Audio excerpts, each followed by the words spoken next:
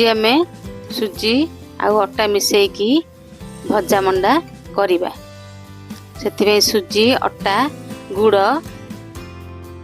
नड़िया गोलमरीच गुजराती आम छेचिकी गुंड करनबा।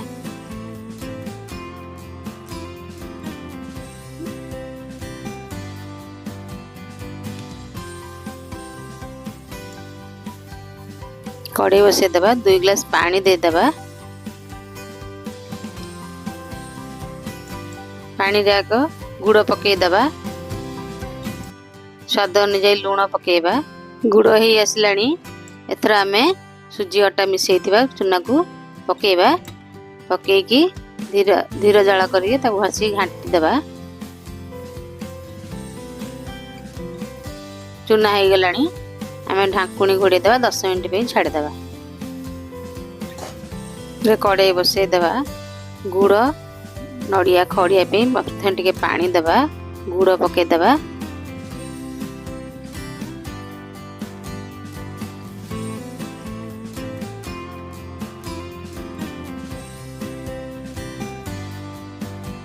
गुड़ मेल्ट हो गलानी तदरे आमे कोराइथिबा नड़िया पके देबा। ताको भल कि घांटी देबा। नड़िया को भल कि भाजी देला परे नड़िया कोरा हे आसलानी।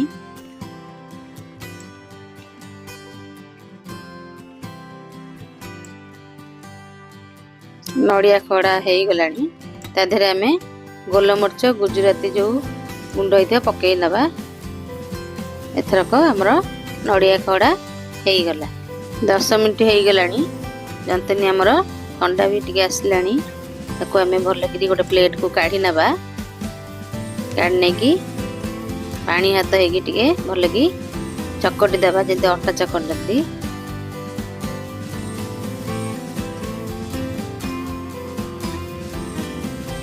चकटा हो गलानी। आम एथरक मंडा पिठा पे गोल गोल गुला करके रखीदेवा। प्रथमे तापरे जंतनी आम गढ़ा एमती गोल गोल करके हाथ में ताको मुनेवा। मझे आम नड़िया पुर देदेबा। देखंतु एई भलिया आमे बनेबा। हाथ रे केडो सुंदर किनी ए जो बळका गोल गोल करी काढी ताको आमे काढी देले पतला अंश रहिले भल लागियो। देखंतु एथरा आमे केंदी मंडा पिठा हे गलानी। आ गोटे करिके देखौची।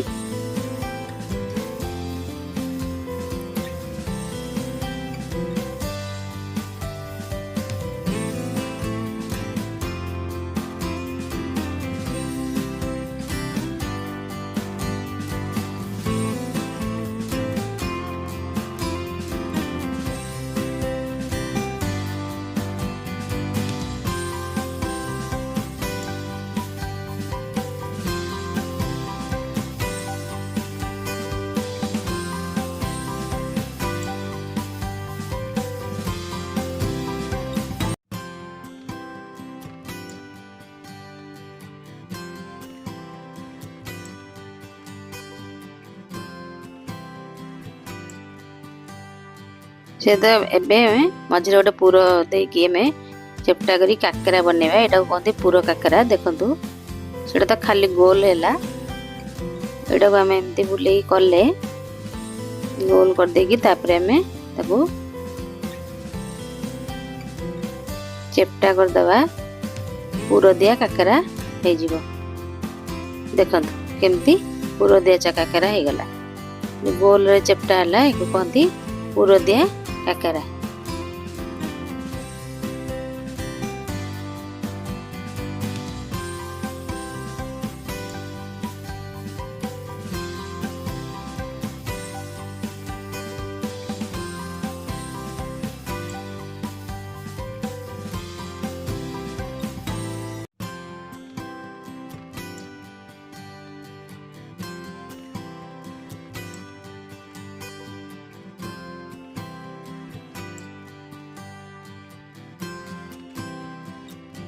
गोटे सेप रे भी करिबा लंबा पिठा।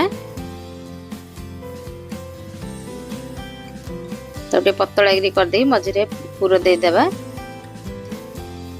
पूरा दे देकी आमे दी साइड की लंबालिया करदबा ताको आमे मोड़ी नबा।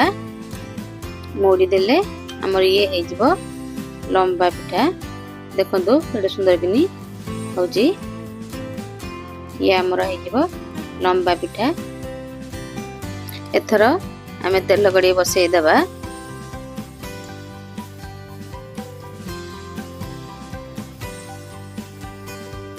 देखंतु गढ़ा है रखा है गलानी। तेल ताती आसिलानी। एथर पिठा पकेबा।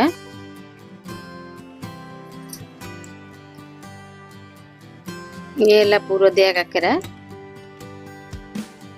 ब्राउन कलर हेले हमें ताको जाकी काढी बनबा। एमती ब्राउन कलर ले काढी नेबा।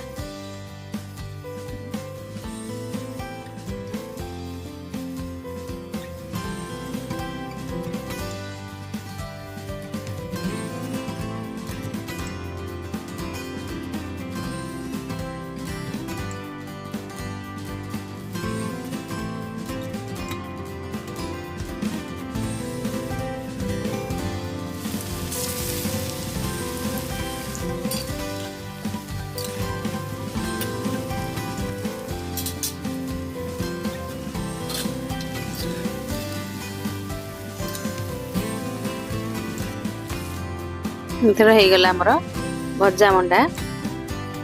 देखंतु केडे सुंदर पिठा हो जाई।